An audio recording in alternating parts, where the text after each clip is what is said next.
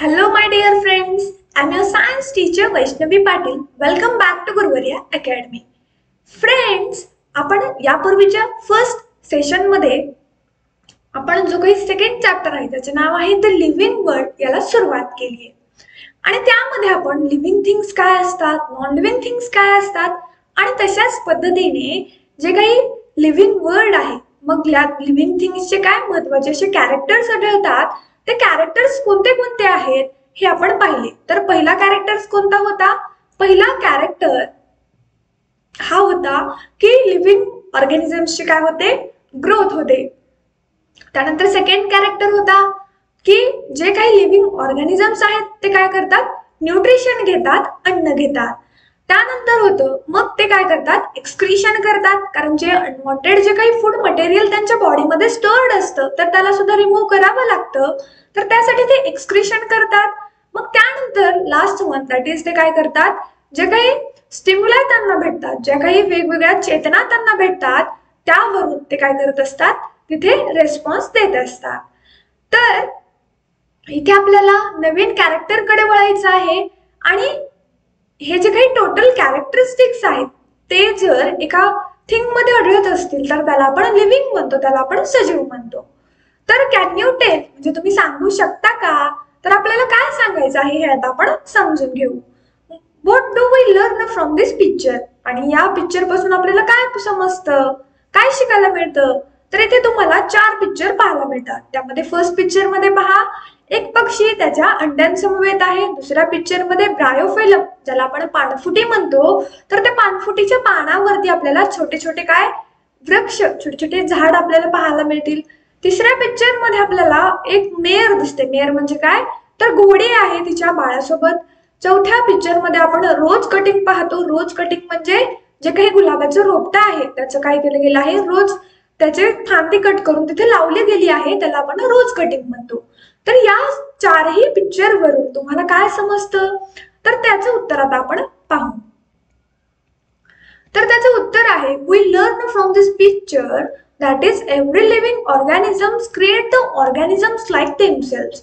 आणि या पिक्चर पासून आपल्याला काय समजतं की जे काही लिव्हिंग ऑर्गॅनिझम्स आहेत ते काय करतात, स्वतः सारखाच दुसरा जीव तयार करतात आणि त्याच प्रक्रियेला आपल्याकडे रिप्रोडक्शन म्हटलं जातं, म्हणजेच काय, पुनरुत्पादन म्हटलं जातं. तर जो काही वाघ आहे तो त्याच्यासारखाच त्याचं बाळ असेल किंवा त्याचा जो काही छावा असेल तो त्याच्यासारखाच असेल. गायीमध्ये पाहाल तर गायीसारखंच गायीचं वासरू असेल. ह्युमन बिईंग्स मध्ये पाहाल, मानवामध्ये, तर आपण आपल्या आई वडिलांप्रमाणे किंवा आपले जे काही रिलेटिव्ह असतील त्यांच्याप्रमाणे दिसत असतो. म्हणजे काय, तर एखादा सजीव काय करतो, त्याच्यासारखाच दिसणारा दुसरा सजीव निर्माण करतो आणि याच प्रक्रियेला आपण काय म्हणतो, याच प्रक्रियेला आपण रिप्रोडक्शन म्हणतो. मग बाकीच्या ज्या काही प्रक्रिया आपल्यासाठी महत्वाच्या आहेत तशाच पद्धतीने हे जे काही रिप्रोडक्शन आहे ते सुद्धा महत्वाचं आहे का? तर हो, कारण हे रिप्रोडक्शन झालं नसतं तर आपण नसलोच असतो. म्हणजे काय, तर जे काही लिव्हिंग ऑर्गॅनिझम्स आहेत ते काय करतात, स्वतःसारखा दुसरा जीव तयार करतात. मग स्वतःसारखा दुसरा जीव तयार केल्यानंतर काय होतं, तर त्यांनी जर स्वतःसारखा दुसरा जीव तयार केला नसता तर पुढची जी काही जनरेशन आहे, पुढची जी काही पिढी आहे ती आली नसती. आणि ती पिढी आली नसती म्हणजे काय, तर त्या प्रजातीचा तिथेच नाश झाला असता आणि शेवटही झाला असता. तर आता आपण समजून घेऊ रिप्रोडक्शन म्हणजे काय. Living things produce other living things like themselves. Some animals give birth to their young ones. Some lay eggs. Their young ones hatch out of the eggs.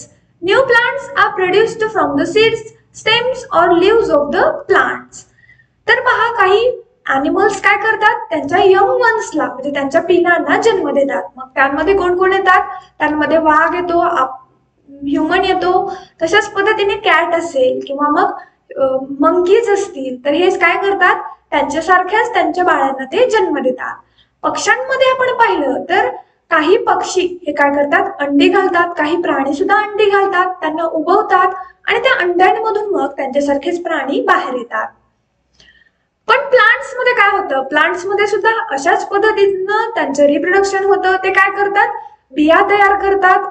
बियांचं germination होतं. मग त्यांचं जर्मिनेशन झाल्यानंतर काय होतं, त्यांचे पालवी फुटायला लागते. मग त्या पालवीपासून त्यांना देठ येतो, अंकुर येतो आणि मग त्यांची वाढ होते. त्यांना पाने लागतात, फांद्या लागतात, मग नंतर फळे लागतात. अशा पद्धतीने जे काही वेगवेगळे प्लांट्स आहेत त्यांच्यामध्ये सुद्धा आपल्याला रिप्रोडक्शन झालेलं पाहायला मिळतं. The process by which a living thing generates a new living thing like itself is called reproduction or procreation. तर अशी प्रक्रिया ज्यामध्ये काय होतं, एखादा सजीव तसाच सारखा दिसणारा प्राणी तयार करतो, याच प्रक्रियेला लिव्हिंग थिंग्स म्हणजेच याच प्रक्रियेला रिप्रोडक्शन किंवा प्रोक्रिएशन म्हटलं जातं. म्हणजे ज्याला पुनरुत्पादन किंवा पुनर्निर्मिती म्हणतात. आणि reproduction is a characteristics of living thing. आणि हा जो काही रिक्रिएशन आहे तो लिव्हिंग थिंग्सचा महत्वाचा गुणधर्म आहे. तर आता आपण काय करूया, एक प्रश्न सोडवूया जो की यूज युअर ब्रेन पॉवर, जरा डोके चालवा या संदर्भाखाली विचारला गेला आहे. मग आपल्याला काय डोके चालवायचे आहे हे आता आपण पाहू. प्रश्न आहे, why have so many types of plants and animals been able to survive on the earth even today? तर आज सुद्धा पृथ्वीवरती बरेचसे जे काही प्राणी आहेत, वनस्पती आहेत ते जगू शकतात. यामागे काही कारण आहे का? तर हो, यामागे महत्वाचं कारण आहे. ते म्हणजे काय, many types of plants and animals been able to survive on the earth even today due to the only reproduction. फक्त रिप्रोडक्शन मुळेच वेगवेगळ्या प्लांट्सच्या प्रजाती असतील, ॲनिमल्सच्या प्रजाती असतील, त्या आपल्याला पृथ्वीवरती पाहायला मिळतात. जर ही पुनरुत्पादन हे जे काही वैशिष्ट्य आहे सजीवांचं ते नसले असते तर पुढच्या जे काही त्यांची पिढी आहे त्यांची निर्मिती झाली नसती. आणि ती निर्मिती झाली नसती म्हणजे मानवाच्या प्रजातीचा तिथेच अंत झाला असता. तर आता आपण पुढे जाऊया. आय होप तुम्हाला रिप्रोडक्शन म्हणजे काय आणि रिप्रोडक्शन हा सजीवांमधला किती महत्वाचा गुणधर्म आहे हे समजलं आहे. तर पुढचा पॉइंट आहे किंवा पुढचा कॅरेक्टर आहे ते म्हणजे काय, तर इथे आपल्याला काय करायचं आहे, अगोदर ऑब्झर्व करायचं आहे, म्हणजे व्यवस्थितपणे निरीक्षण करायचं आहे आणि चर्चा करायची आहे. मग काय तुम्हाला काय दिसतं या पिक्चर मध्ये, तर यामध्ये आपल्याला समजतं की जे काही प्लांट्स असतात ते काय करतात, एका स्पेसिफिक टाइम मध्ये ते वाढतात. मग त्यानंतर एका स्पेसिफिक टाइम नंतर त्यांचे जे काही लीव्ज आहेत ते गळायला सुरुवात होते, ज्याला आपण पानझडी म्हणतो. किंवा मग त्यानंतर ते त्यांच्या एका लाईफ स्पॅन मध्ये एका डेफिनाइट टाइम मध्ये ते मृत होतात. तशाच पद्धतीने आपल्याला गोट मध्ये म्हणजे शेळीमध्ये सुद्धा पाहायला मिळेल. मग हा डेफिनाइट लाईफ स्पॅन काय असतो, तर आपल्या जे काही जन्मापासून मृत्यूपर्यंतचा टायमिंग असतो, जी काही वयोमर्यादा असते त्याला आपण लाईफ स्पॅन म्हणतो. ह्युमन बिंग्स मध्ये आपण पाहतो, ह्युमन बिंग्सचा लाईफ स्पॅन हा सध्याच्या घडीला 60 to 70 इयर्स इतका आहे. मग तो ह्युमन बिंग जर हेल्दी असेल तर तो मे बी 100 इयर्स इतका जगू शकतो. पण जर त्यामध्ये बरेचसे डिसीजेस असतील, मग ते डिसीजेस शुगर असेल, बीपी असेल किंवा मग बाकीचे अदर डिसीजेस असतील, तर या डिसीजेसमुळे काय होत आहे किंवा बरेचसे काही हार्ट अटॅक्स असतील, वेगवेगळे डिसीजेस आहेत, त्यामुळे या डेफिनाइट लाईफ स्पॅनच्या अगोदरच ह्युमन्स काय होत आहेत, मृत होत आहेत. तर यामध्ये आपण समजून घेऊया की हा डेफिनाइट लाईफ स्पॅन काय असतो. At a certain stage of life, living things become capable of reproduction. एका आयुष्याच्या त्यांच्या जीवनाच्या एका स्पेसिफिक स्टेजला तर हे जे काही लिव्हिंग थिंग्स आहेत ते रिप्रोडक्शन करण्यासाठी कॅपेबल बनतात. ह्युमन्स मध्ये at the age of maturity म्हणजे वयाच्या 18 ते 21व्या वर्षापर्यंत जे काही ह्युमन्स असतात ते काय रिप्रोडक्शन करण्यासाठी कॅपेबल ठरतात. Later on in the life reproducing stage, their organs become weak and still later their life comes to on the end.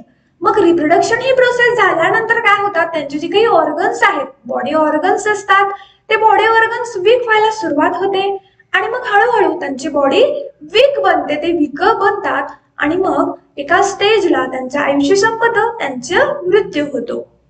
In other words living things die, आणि दुसऱ्या शब्दामध्येच काय तर जे काही लिव्हिंग थिंग्स आहेत त्या मृत पावतात.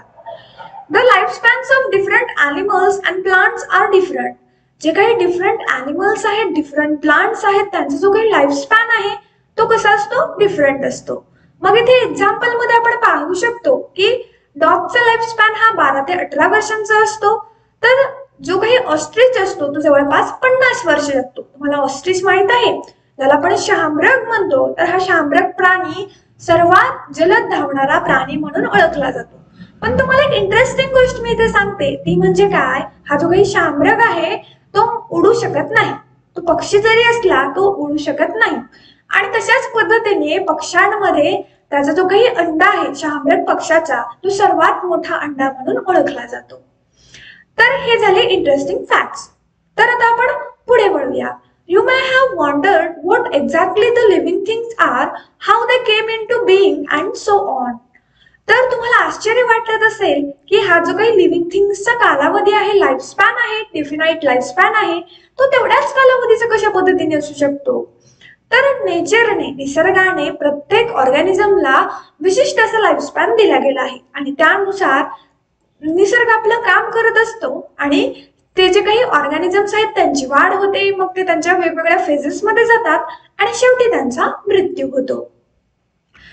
त्यानंतर इथे तुम्ही पाहू शकता की कशा पद्धतीने या प्लांट मध्ये अगोदर सीड होता, त्या सीड पासून पुन्हा त्याचं जर्मिनेशन होतं, मग ते छोटेसे प्लांटलेट बनतं, त्यानंतर ते श्रब बनतं, श्रब नंतर मग ते छोटेसे ट्री बनतं, मग त्या ट्रीला फ्रुट्स येतात, फ्लावर्स येतात आणि मग काही सर्टन स्टेज नंतर मग त्याच्यामध्ये अशा पद्धतीचे पानझडे होईल आणि ते झाड काय होईल, ते जे काही ट्री आहे ते काय होईल, वीक बनेल. वीक बनल्यानंतर पुन्हा काही कालावधीनंतर ते मृत होईल. तर अशाच पद्धतीने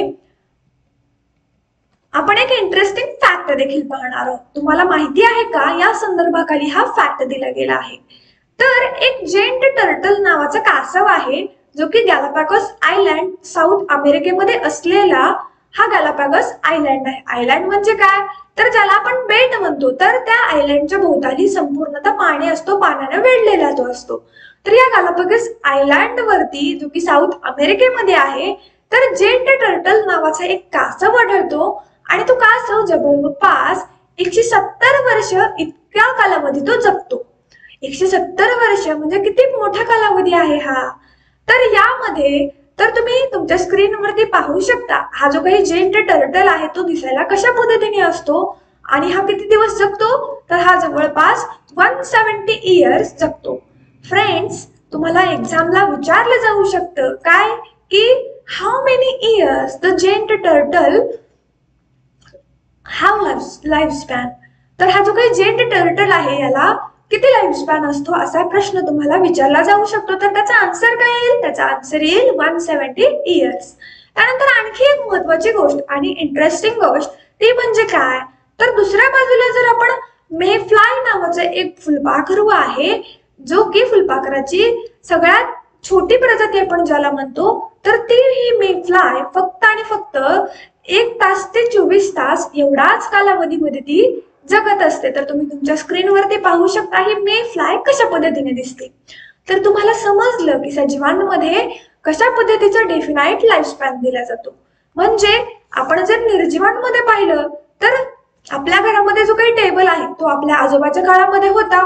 आजोबा असतील नसतील, आपल्या वडिलांच्या फेज मध्ये आपले वडील जेव्हापासून लहान आहेत तेव्हापासून ते त्या टेबलला पाहत आले आहेत, तुम्ही पाहत आहात, पुढे तुमचे चिल्ड्रन्स पाहतील. अशा पद्धतीने या निर्जीव वस्तू या कधीही मृत होत नाहीत, त्या खराब होतात पण त्या मरू शकत नाहीत कारण त्या जिवंतच नाहीत. ठीक आहे, तर आता आपण पुढच्या मुद्द्याकडे वळूया. पुढचा कॅरेक्टरिस्टिक्स आहे. तर इथे आपल्याला कॅन यू टेल म्हणजे तुम्ही सांगू शकता का या संदर्भाखाली एक प्रश्न विचारला गेला आहे आणि तो प्रश्न खालीलप्रमाणे आहे. Observe honeycomb and a wall, what are they made up of. तर आपल्याला हनीकॉम्ब म्हणजे जे काही मधाचं पोळं असतं त्याचं निरीक्षण करायचं आहे आणि एका भिंतीचं निरीक्षण करायचं आहे आणि मग त्यांचं निरीक्षण केल्यानंतर ते कशा पद्धतीने बनले गेलेले आहेत याचबद्दल आपल्याला चर्चा करायची आहे. तर हनीकॉम्ब कशाने बनलेला असतो तर छोटे छोटे कंपार्टमेंट्स असतात यांनी तो बनलेला असतो. तर या हनीकॉम्ब मध्ये काय असतात, छोटे छोटे कंपार्टमेंट असतात. तशाच पद्धतीने जे काही कंपार्टमेंट्स असतात ते एकमेकांना जोडलेले आपल्याला पाहायला मिळतात. आणि भिंतीमध्ये जर आपण पाहिलं तर त्यामध्ये विटा असतात ज्या की एकमेकांना व्यवस्थितपणे बांधून घट्टपणे जोडल्या जातात. तर तुम्ही इथे पाहू शकता, जे काही मधमाशांचे पोळे असतात त्यांच्यामध्ये असे छोटे छोटे कंपार्टमेंट आढळतात आणि हे कंपार्टमेंट एकमेकांना जोडलेले असतात. तर तशाच पद्धतीने भिंती या विटांपासून बनलेल्या असतात आणि या विटा सुद्धा एकमेकांना घट्टपणे बांधून ठेवले गेलेल्या जातात with the help of concrete. Okay, तर आता या पुढचा जो काही महत्वाचा कॅरेक्टरिस्टिक्स आहे, या पुढच्या कॅरेक्टरिस्टिक्स वरती तुम्हाला पुढचे जे काही कॉन्सेप्ट आहेत ते समजणार आहेत. त्यामुळे हा जो काही कॅरेक्टरिस्टिक्स आहे अ सेल्युलर स्ट्रक्चर हा खूप महत्वाचा आहे आणि यामध्ये तुमचे जे काही बेसिक कॉन्सेप्ट आहेत ते सुद्धा क्लिअर केले जाणार आहे. ठीक आहे, तर सेल्युलर स्ट्रक्चर म्हणजे काय, तर जे काही पेशीची जटिलता असते त्याला सेल्युलर स्ट्रक्चर म्हणतात. Living things are made up of small units called cells. All the actions and processes in the bodies of the living things are brought about with the help of these microscopic cells. Cell म्हणजे काय, तर sale हे आपल्या शरीराचे महत्वाचे unit आहेत. Sale म्हणजे एक असा युनिट ज्या सेल पासून आपले पूर्ण बॉडी बनलेली असते. तर या सेलमुळेच आपल्या शरीरामध्ये बऱ्याचशा प्रक्रिया घडत असतात. तर हे सेल काय असते, तर लिव्हिंग थिंग्सच्या बॉडी मधलं महत्वाचं युनिट म्हणून या सेलकडे पाहिलं जातं. म्हणजे भिंतीमध्ये एक वीट ही काय असते, त्या भिंतीचं एक युनिट असते. तशाच पद्धतीमध्ये आपल्या बॉडी मधलं एक सेल, एक पेशी म्हणजे काय झाली, तर महत्वाचं युनिट झाली. तर या छोट्या छोट्या सेल्स मध्ये काय होतात, वेगवेगळ्या प्रक्रिया घडत असतात. Some living things are made up of single cell, these are called unicellular organism. तर काही लिव्हिंग थिंग्स काय असतात, एकाच सेल पासून एकाच पेशीपासून बनलेले असतात, त्यांना युनिसेल्युलर ऑर्गॅनिझम्स म्हणतात. आणि या युनिसेल्युलर ऑर्गॅनिझम्स मध्ये काय होतात, तर त्यांच्या ज्या काही प्रक्रिया आहेत, मग त्यांचं न्यूट्रिशन असेल, वाढ असेल, त्यांचं रिप्रोडक्शन असेल, या सर्व प्रक्रिया एकाच सेल मध्ये घडतात, एकाच पेशीमध्ये घडतात. आणि याचे उदाहरण म्हणजे काय, हा अमिबा. हा अमिबा म्हणजे काय, हा असा वेडावाकडा असतो किंवा याला स्पेसिफिक डेफिनाइट असा आकार नसतो, तो आकारहीन असतो. अमिबा असेल, पॅरामेशियम असेल, हा पॅरामेशियम हा चप्पल सारखा दिसणारा प्राणी आहे जो की एक पेशी आहे, त्याच्यामध्ये फक्त सिंगल सेल असते. आणि दुसऱ्या बाजूला जर विचार केला तर living things that are made up of many cells are called multicellular organisms. असे लिव्हिंग थिंग्स, असे लिव्हिंग ऑर्गॅनिझम्स ज्यांच्या बॉडीमध्ये प्रचंड प्रमाणामध्ये सेल्स असतात त्यांना मल्टीसेल्युलर ऑर्गॅनिझम्स म्हणतो. आणि याचे एक्झाम्पल म्हणजे काय, आपण स्वतः ह्युमन बीइंग्स, आपल्या बॉडीमध्ये बिलियन्स ऑफ काय आहेत, वेगवेगळ्या पेशी आहेत. त्यामध्ये कॉकरोच असेल, पिजन असेल, एलिफंट असतील, प्लांट, स्नेल, ट्रीज, हे सर्व कशामध्ये येतात, तर हे सर्व मल्टीसेल्युलर ऑर्गॅनिझम्स मध्ये येतात. तशाच पद्धतीने युनिसेल्युलर ऑर्गॅनिझम्स मध्ये आणखी एक बरेचसे प्राणी येतात. त्यापैकी एक म्हणजे बॅक्टेरिया असेल किंवा मग व्हायरसेस असेल. आणि व्हायरसेस हे लिव्हिंग थिंग्स पण नाहीत आणि नॉन लिव्हिंग थिंग्स पण नाहीत, ही गोष्ट लक्षात ठेवा. तर तशाच पद्धतीने मल्टीसेल्युलर मध्ये आपण येतो. मग आता आपण समजून घेऊ की याचे एक्झाम्पल्स काय आहेत. The amoeba and some other micro organisms are unicellular, while man, cow, mouse, cockroach, elephant, banyan tree, the onion plant etc. are multicellular organisms. आणि यामध्ये आपण युनिसेल्युलर ऑर्गॅनिझम्स कोणते, मल्टीसेल्युलर ऑर्गॅनिझम्स कोणते हे पाहिलं. All the characteristics of living things are seen in every cell of living thing, whether it is a unicellular or multicellular. तर हे जे काही लिव्हिंग थिंग्स असतात त्यांचे गुणधर्म हे त्या प्रत्येक पेशीमध्ये पाहायला मिळतात. मग तो प्राणी एक पेशी असेल, युनिसेल्युलर असेल किंवा मग मल्टीसेल्युलर असेल. तर cellular structure is a main characteristics of living things even the number of cells may vary. तर सजीवांच्या प्रकारानुसार, त्यांच्या प्रजातीनुसार त्यांच्या पेशीचे जे काही नंबर्स आहे, संख्या आहे, ती जरी बदलत असली तरी सुद्धा काय होते, तरी सुद्धा या लिव्हिंग थिंग्स मध्ये हा जो काही सेल्युलर स्ट्रक्चर आहे हा खूप महत्वाचा गुणधर्म आहे. तर तुम्हाला समजलं की सेल्युलर स्ट्रक्चर काय असतं, युनिसेल्युलर ऑर्गॅनिझम्स कोण असतात, मल्टीसेल्युलर ऑर्गॅनिझम्स कोण असतात. तर आता आपण काय करूया, पुढच्या कॅरेक्टरकडे वळूया. पुढचा कॅरेक्टर आहे, तर तो पुढचा कॅरेक्टर पाहण्यापूर्वी आपल्याला इन्स्टिट्यूट ॲट वर्क म्हणजे बऱ्याचशा संस्था, बऱ्याचशा इन्स्टिट्यूट काय करतात, वेगवेगळे प्रयोग करत असतात. मग त्या बऱ्याचशा इन्स्टिट्यूट आपल्या भारतामध्येही आढळतात. मग त्याबद्दल सुद्धा आपल्याला माहिती घ्यायला हवी, कारण त्या इन्स्टिट्यूट काय करतात, आपल्याला बरीचशी माहिती पुरवण्याचं काम करत असतात. The institute that work for the survey and conservation of the various plants and animals in different parts of India are botanical survey of India in 1890. तर भारतामध्ये जे काही वेगवेगळ्या प्रजातीचे प्राणी असतील, वनस्पती असतील, यांचं जतन केलं जातं, संवर्धन केलं जातं. तर यासाठी इंडिया मध्ये बॉटनिकल सर्वे ऑफ इंडिया नावाची एक इन्स्टिट्यूट काम करते. आणि ती इन्स्टिट्यूट तशाच पद्धतीने बॉटनिकल म्हणजे काय, botanical survey of India he institute फक्त प्लांट साठी काम करते. तर झुलॉजिकल सर्वे ऑफ इंडिया जे की 1916 मध्ये स्थापित झाली, ती फक्त प्राण्यांसाठी काम करते. In case you find a unfamiliar plant or animal in your surrounding, you can communicate with this institute to obtain more information about it. जर तुमच्या परिसरामध्ये तुमच्या अनोळखी किंवा तुम्हाला माहित नसलेला एखादा प्लांट्स किंवा अॅनिमल्सची प्रजाती सापडत असेल, तर तुम्ही या संस्थांना काय करू शकता, संपर्क साधू शकता. तिथून तुम्हाला त्या प्लांट्सची आणि त्या अॅनिमल्सची माहिती व्यवस्थितपणे मिळू शकते.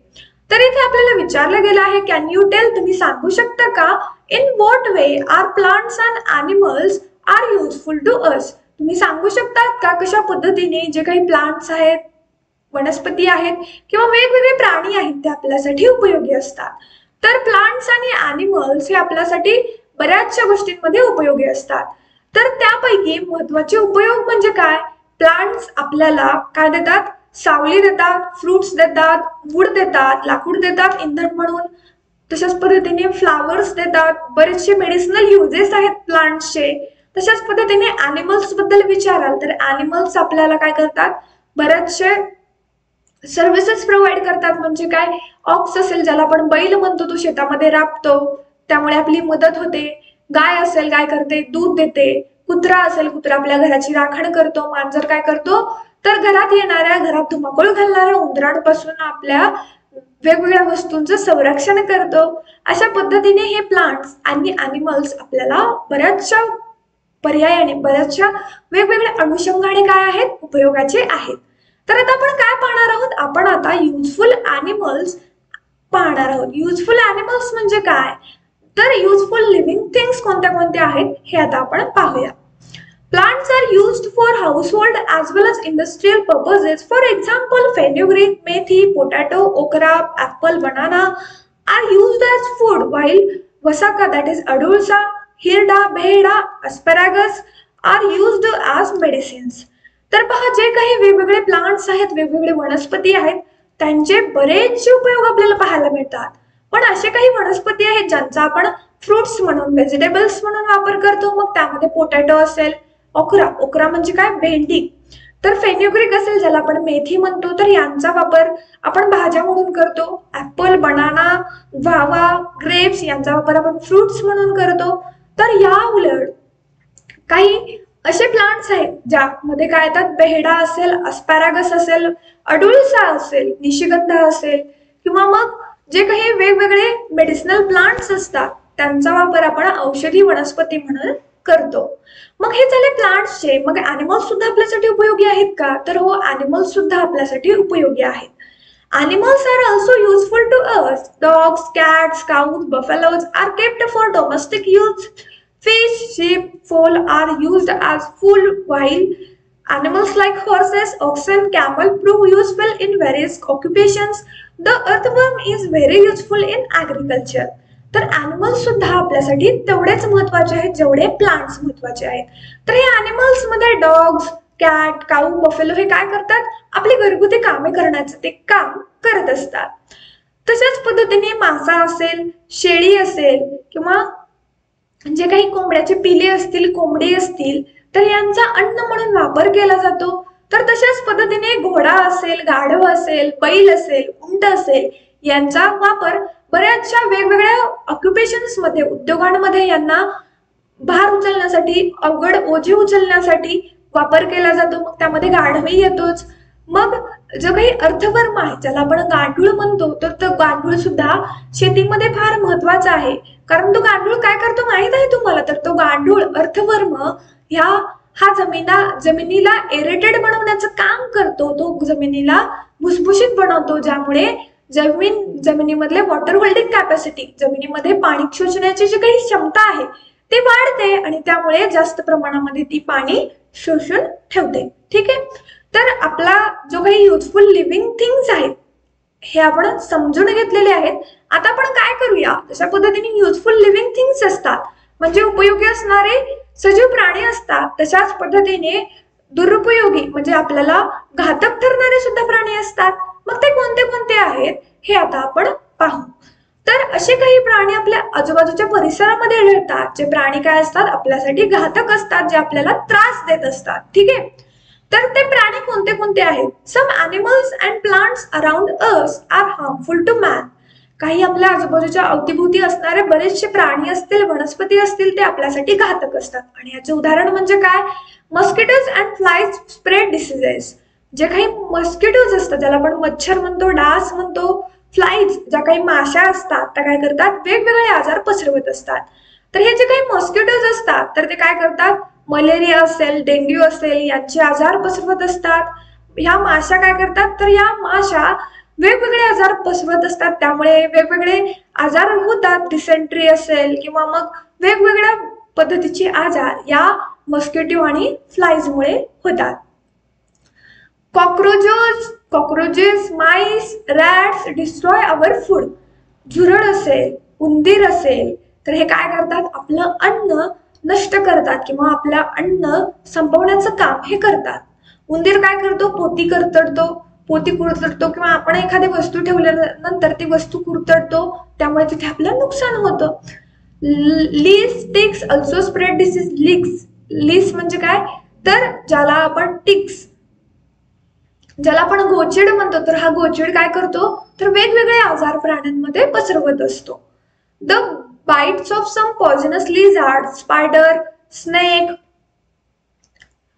And scorpions can even cause death. एवढंच नाही तर साप असेल किंवा मग बरेचसे विंचू असतात, खेकडे असतात, ते चावल्यानंतर किंवा विषारी पाल असतात, झुरळ असतात, कोळी असतात, यांनी आपला चावा घेतल्यानंतर काय होतं? तर आपली डेथ सुद्धा होऊ शकते. इतके हार्मफुल ते असतात. If wild elephants enter in human settlements they can cause a lot of destruction. एखादा जंगली हत्ती जर मानवी वस्तीमध्ये त्याने प्रवेश केला तर तो काय करतो? प्रचंड प्रमाणामध्ये नासधूस करतो. कारण तो जंगलात राहणारा हत्ती आहे आणि तो जर मानवी वस्तीमध्ये येईल.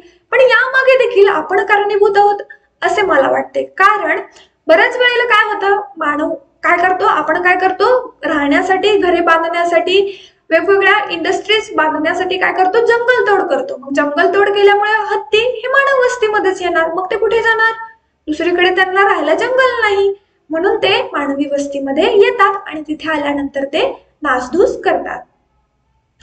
Some plants too can be harmful, as for example the dodder, parthenium and the weed. काही वनस्पती सुद्धा हे खूप घातक असतात आणि याचं उदाहरण म्हणजे काय? डोडर, ज्याला आपण अमरवेल म्हणतो, पार्थेनियम, काँग्रेस माहितीये तुम्हाला?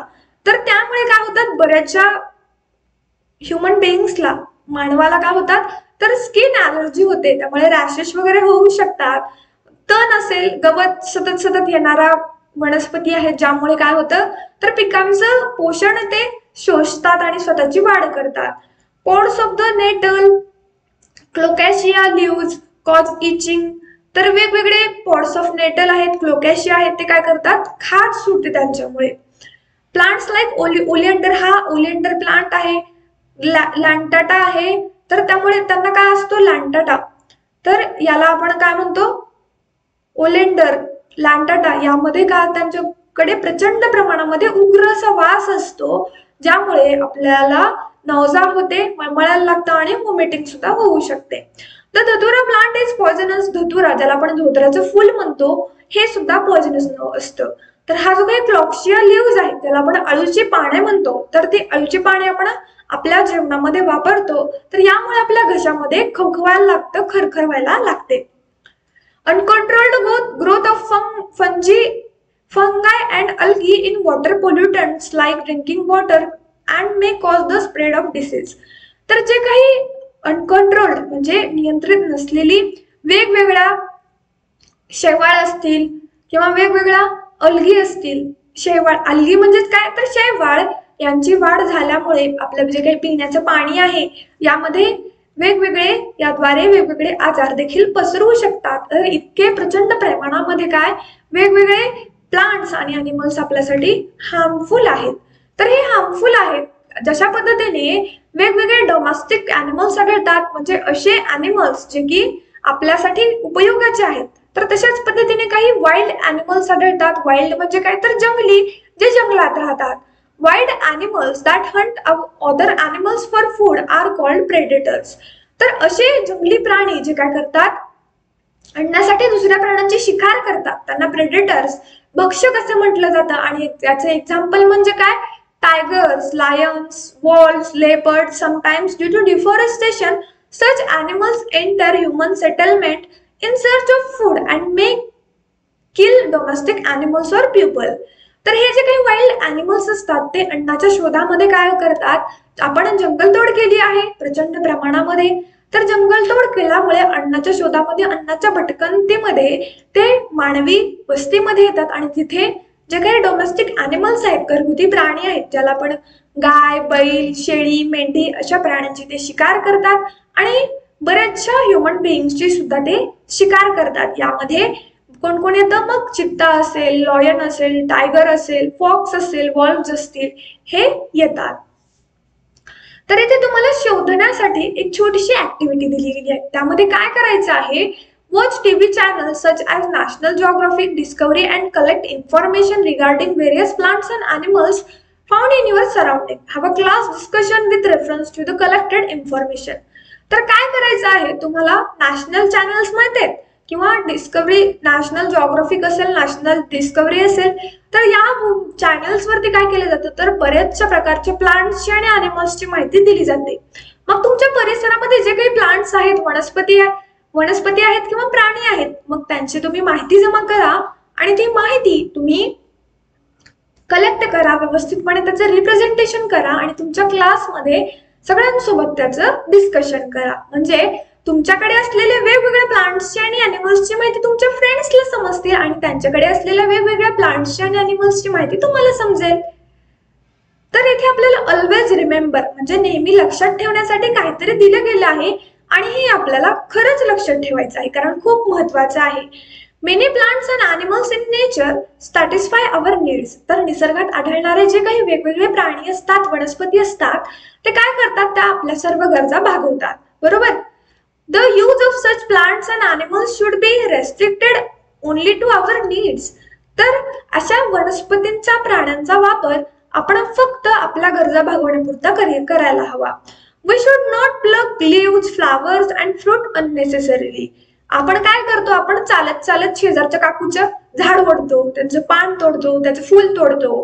तर असं आपण करायला नकोय, कारण जशा पद्धतीने आपल्याला चिमटा घेतल्यानंतर त्रास होतो, तशाच पद्धतीने त्या वनस्पतीला देखील होतो. तर विनाकारण जेव्हा आपल्याला गरज नाही त्यावेळेला आपण झाडाची जी काही पानं आहेत, फुलं आहेत, फळे आहेत, ती तोडायला नकोय. Animals should not be hunted. प्राण्यांची शिकार करायला नकोय. They should not be teased just for fun. तर त्यांची अवहेलना करायला नकोय. म्हणजे बऱ्याच वेळेला आपण पाहतो की कुत्र्याला आपण काय करतो, तर त्याला भाकरी किंवा चपाती देण्यासाठी बराच वेळ आपण त्याच्यासोबत खेळ करतो आणि त्याला मग ती देतो. मग तसं करायला नको आहे. It is the responsibility and duty of all of us to protect the plants and animals. तर या प्राण्यांचं आणि वनस्पतीचं संरक्षण करणं ही आपली जबाबदारी आहे, कारण आपण या देशाचे युथ आहोत, आपण या देशाचे काय आहोत, बनणारे नागरिक आहोत आणि आपला देश चांगला राहावा, आपल्या देशामध्ये वेगवेगळ्या व्हरायटीचे प्लांट्स असावेत, आपला निसर्ग चांगल्या पद्धतीने समतोल राखावा, यासाठी आपण आपली कर्तव्य बजावायला हवी. ठीक आहे. तर फ्रेंड्स, आपला हा जो काही द लिव्हिंग वर्ल्ड नावाचा चॅप्टर होता, ज्यामध्ये आपण काय काय पाहिलं, what is mean by living things, what are the different characters of living things, हे समजून घेतलं. तशाच पद्धतीने युजफुल ॲनिमल्स कोणते कोणते आहेत, हार्मफुल ॲनिमल्स कोणते कोणते आहेत, आणि शेवटी आपण वाईल्ड ॲनिमल्स काय असतात किंवा ते कोणते कोणते आहेत हे पाहिलेलं आहे.